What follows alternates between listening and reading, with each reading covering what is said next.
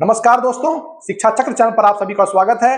दोस्तों, आज हम यूपी टेट परीक्षा में पूछे जाने वाले एक बहुत ही महत्वपूर्ण टॉपिक मूल प्रवृत्तियों का सिद्धांत, जिसको विलियम मैकडूगल ने दिया था, उसके बारे में पढ़ने जा रहे हैं। मूल प्रवृत्तियों का सिद्धांत, जिसे विलियम मैकडूगल, जो कि इंग्लैंड देश के एक ही प्रसिद्ध मनोवैज्ञानिक थे, उन्होंने दिया था। इसे इंग्लिश में कहते हैं theory of instinct by McDougall. Theory of instinct को मैकडूगल ने प्रतिपादित किया था। यह सिद्धांत क्या बताता है? इस सिद्धांत के अनुसार मनुष्य, केवल मनुष्य नहीं बल्कि अन्य जंतुओं के व्यवहार का प्रमुख कारण जन्मजात प्रवृत्तियां होती हैं। जन्मजात प्रवृत्तियों को इंग्लिश में बोलते हैं इनेट इंस्टिंक्ट। तो जो विलियम मैकडूगल थे, उनका कहना यह था कि किसी भी व्यक्ति का या किसी भी मनुष्य का व्यवहार या किसी जानवर का जो व्यवहार होता है, वह उसके अंदर मौजूद जन्मजात प्रवृत्तियों से प्रेरित होता है। यानी अगर कोई भी मनुष्य या कोई भी जानवर जो व्यवहार दिखा रहा है, उसके पीछे कोई ना कोई जन्मजात प्रवृत्ति होती है। इंस्टिंक्ट क्या होता है? इंस्टिंक्ट या मूल प्रवृत्तियां वे स्वाभाविक व्यवहार या प्रतिक्रियाओं को कहते हैं जो किसी मनुष्य या जानवर में जन्म से ही मौजूद होती हैं। इन प्रवृत्तियों को सीखने की जरूरत नहीं होती है या बिना सोचे समझे ऑटोमेटिकली अपने आप हो जाती हैं। इसको हम उदाहरणों से और अच्छे तरीके से समझ सकते हैं कि बेसिक इंस्टिंक्ट होता क्या है। एग्जाम्पल दिया हुआ है यहाँ पर बेसिक इंस्टिंक्ट का। नवजात शिशु का दूध चूसना, डर लगने पर पीछे हटना या भाग जाना, जानवरों द्वारा खतरा महसूस होने पर हमला करना, भूख लगने पर भोजन करना, भूख लगने पर भोजन करना या खाना खाना। देखिए, एक जो बच्चा पैदा होता है उसे कोई सिखाता नहीं है, बल्कि वह उसका बेसिक इंस्टिंक्ट ही होता है, मूल प्रवृत्ति ही होती है कि वह दूध को सकिंग करना चालू कर देता है। डर लगने पर हम अक्सर भागने लगते हैं या पीछे हट जाते हैं। यह हमें सिखाया नहीं जाता है कि डर लगने पर क्या करना चाहिए। ये भी हमारी एक मूल प्रवृत्ति है, ये हमारा एक इंस्टिंक्ट ही है कि डर लगने पर स्वतः ही अपने आप हम क्या होते हैं, डर भागने लगते हैं या पीछे हट जाते हैं। ऐसे ही जो जानवर होते हैं, उनको कोई सिखाता नहीं है कि खतरा होने पे क्या करना है। यह जानवर का बेसिक इंस्टिंक्ट ही होता है कि जानवर को जब खतरा महसूस होता है, या तो वो हमला करता है या तो वह भाग जाता है।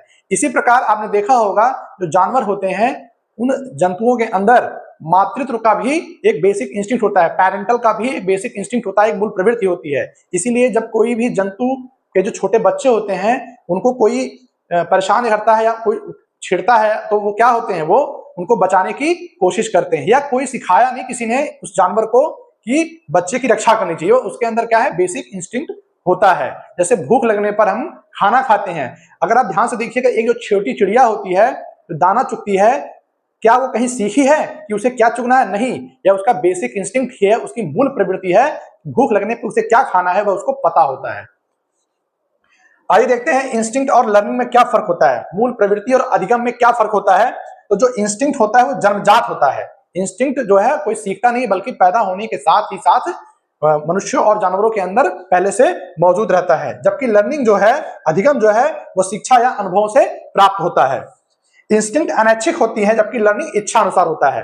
जो इंस्टिंक्ट होते हैं ये हमारी इच्छा अनुसार नहीं होते हैं, बल्कि यह जन्मजात पहले से ही मौजूद होते हैं। ये हमारे इच्छा पे काम नहीं करते, यह अपने आप हो जाते हैं। जबकि लर्निंग जो होता है वो इच्छा अनुसार होता है। उदाहरण से समझते हैं, खतरे से डरना। खतरे से डरना यह सिखाया नहीं जाता, ये एक इंस्टिंक्ट होता है किसी भी मनुष्य या किसी भी जंतु का। तो क्या हो गया, बेसिक इंस्टिंक्ट हो गया।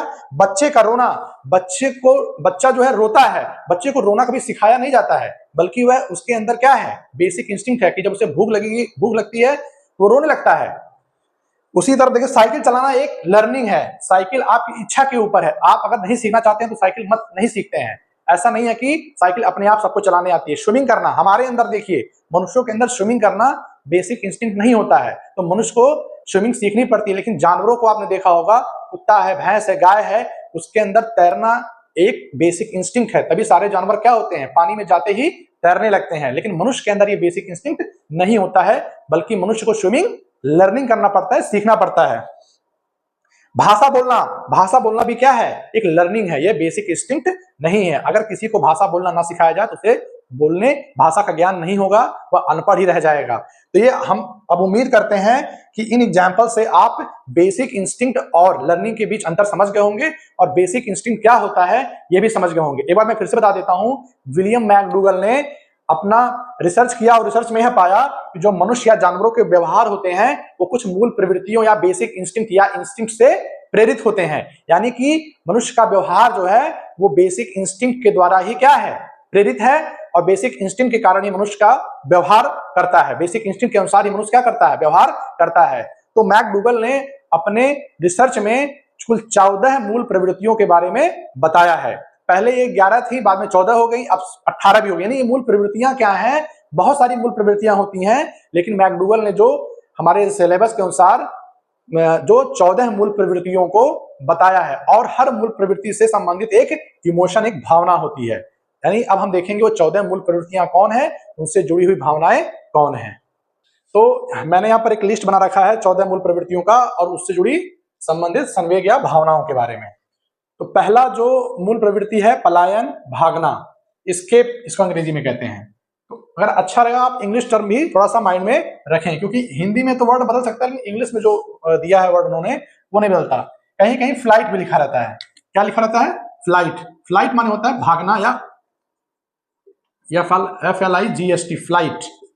फ्लाइट माने होता है पलायन करना, एस्केप माने होता है बचना या भागना, और फ्लाइट माने पलायन करना। ये जो मूल प्रवृत्ति है इसके पीछे जो है संवेग कौन सा होता है, भय या डर। तो हम प्रयास करेंगे कि जो मूल प्रवृत्तियां हैं उससे संबंधित जो संवेग हैं रटने की कोशिश नहीं करेंगे, उनको समझने की कोशिश करेंगे, ताकि अगर परीक्षा में कुछ शब्द बदल भी दे तो हम उसके अर्थ से हम यह समझ जाएंगे कि यह किस मूल प्रवृत्ति से संबंधित भावना है। तो समझिए, कोई व्यक्ति कब भागता है या कब पलायन करता है, जब उसके अंदर डर की भावना आती है। जब व्यक्ति किसी चीज से डरता है तो वह क्या करता है, भागता है। दूसरा है युयुत्सा या कम्बैट। कम्बैट मतलब होता है लड़ाई की इच्छा, युयुत्सा मतलब होता है युद्ध करने की इच्छा। जब किसी व्यक्ति के अंदर युद्ध करने की इच्छा कब आती है, जब उसके अंदर क्रोध होता है किसी चीज को लेकर के, जब वो गुस्सा होता है कोई व्यक्ति या कोई जानवर या जंतु, तो वह क्या करता है, कम्बैट करता है, यानी कि युद्ध करता है, लड़ाई करता है। तो कम्बैट के पीछे जो भावना है वो है क्रोध।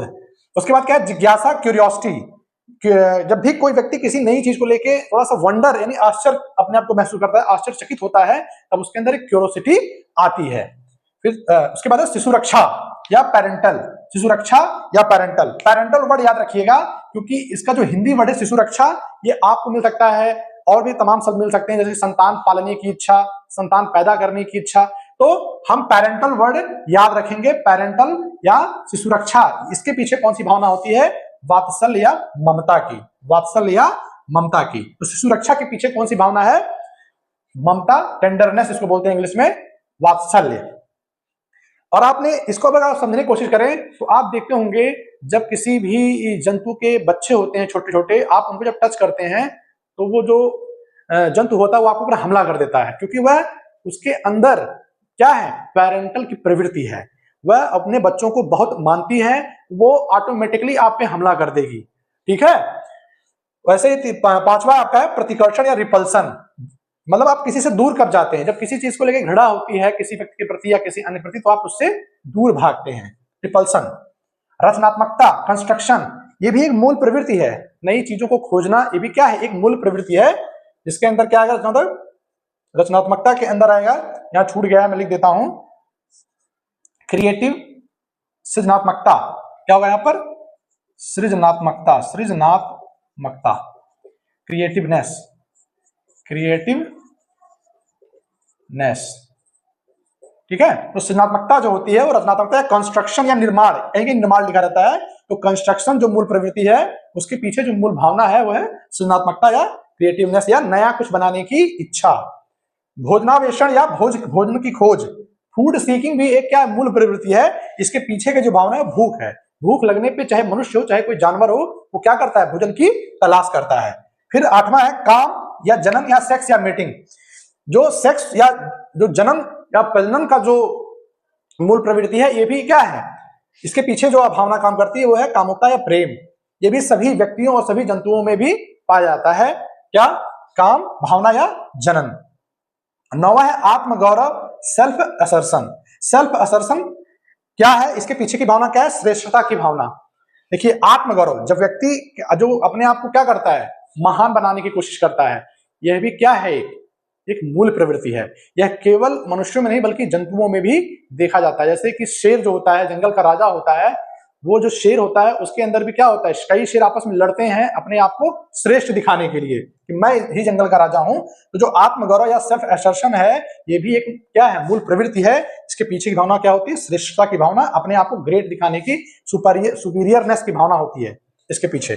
संचय, एक्विजिशन, यानी किसी चीज को इकट्ठा करना, जो इकट्ठा करने की भावना है, इसके पीछे की जो मूल भावना है क्या है, जो संचय करने का जो मूल प्रवृत्ति है, इसके पीछे की जो भावना है स्वामित्व की भावना है, लोभ या ग्रीड। उसके बाद हास्य, लाफ्टर, हास्य भी क्या है, हास्य भी आपका एक प्रकार का मूल प्रवृत्ति है। इसके पीछे की भावना है प्रसन्नता या आमोद, एम्यूजमेंट। और 12वां है आपका सामूहिकता, ग्रीगेरियरनेस। देखिए जो मनुष्य है या जो जानवर है वो हमेशा समूह में रहना चाहता है। कैसा रहना चाहता है, समूह में रहना चाहता है। उसके पीछे की जो भावना है वो है अकेलापन। फिर क्या है 13वां, सहायता याचना या अपील। जब व्यक्ति कष्ट में होता है तो क्या करता है, सहायता याचना करता है, अपील करता है। और आखिरी है 14वां, आज्ञा पालन, आत्मसमर्पण, इसे अंग्रेजी में कहते हैं सबमिशन। आत्महीनता, आज्ञा पालन या आत्मसमर्पण के नीचे क्या है, आत्महीनता, सेल्फ एबेसमेंट भावना होती है। ये जो आखिरी वाला है आज्ञा पालन आत्मसमर्पणता, इसके द्वारा व्यक्ति क्या होता है, आज्ञा, इस मूल प्रवृत्ति के कारण जो व्यक्ति होता है किसी बड़े व्यक्ति के आगे झुकता है, अपने जैसे एक शिष्य होता है टीचर के आगे झुकता है। ये आपके 14 मूल प्रवृत्तियां हैं। मैं आपको बात बताना चाहूंगा कि जो 14 मूल प्रवृत्तियां दी गई हैं, ये कोई क्रमानुसार, इसका कोई ऐसा फिक्स क्रम नहीं है। आप जितनी किताबें पढ़ेंगे या जितने भी और वीडियोस देखेंगे तो आप पाएंगे कि यह क्रम आगे पीछे भी हो सकता है। तो आपका मेन फोकस क्या होना चाहिए कि इन मूल प्रवृत्तियों को पढ़ लें और इनसे जुड़ी संवेग जो भावनाएं हैं उनको समझ लें। तो अब मैं बताता हूं आपको कि यूपी टेट में प्रश्न कैसे आते हैं। यूपी टेट में पहला प्रश्न यही आ सकता है कि मूल प्रवृत्तियों का सिद्धांत किसने दिया था, तो इसका उत्तर होगा विलियम मैकडूगल ने दिया था। सवाल हो सकता है कि विलियम मैकडूगल कहां के निवासी थे, तो वह इंग्लैंड के एक मनोवैज्ञानिक थे। अगला प्रश्न हो सकता है मैकडूगल ने कितनी मूल प्रवृत्तियों के बारे में बताया है, तो 14 मूल प्रवृत्तियों के बारे में बताया है। और एक प्रश्न हो सकता है कि जोड़ा बनाने को दे सकता है कि पलायन निम्नलिखित में से किस भावना से संबंधित है, युयुत्सा किससे संबंधित है, जिज्ञासा किससे संबंधित है, सुरक्षा या पैरेंटल किससे संबंधित है। इस तरह के प्रश्न आ सकते हैं। तो हम प्रयास करेंगे कि जो मूल प्रवृत्तियां हैं उनको पढ़ेंगे और उनसे जुड़ी संवेग भावनाओं को जोड़ने का प्रयास करेंगे। तो उम्मीद करते हैं कि आपको मूल प्रवृत्तियों से संबंधित जो भी अवधारणा है आपको समझ में आ गया होगा। अगर आपको मेरा वीडियो पसंद आ रहा है तो मेरी वीडियो को लाइक करें, मेरे चैनल को सब्सक्राइब करें और अपने दोस्तों को शेयर करें ताकि मेरा चैनल ग्रो हो सके। और इसी के साथ आपका बहुत बहुत धन्यवाद।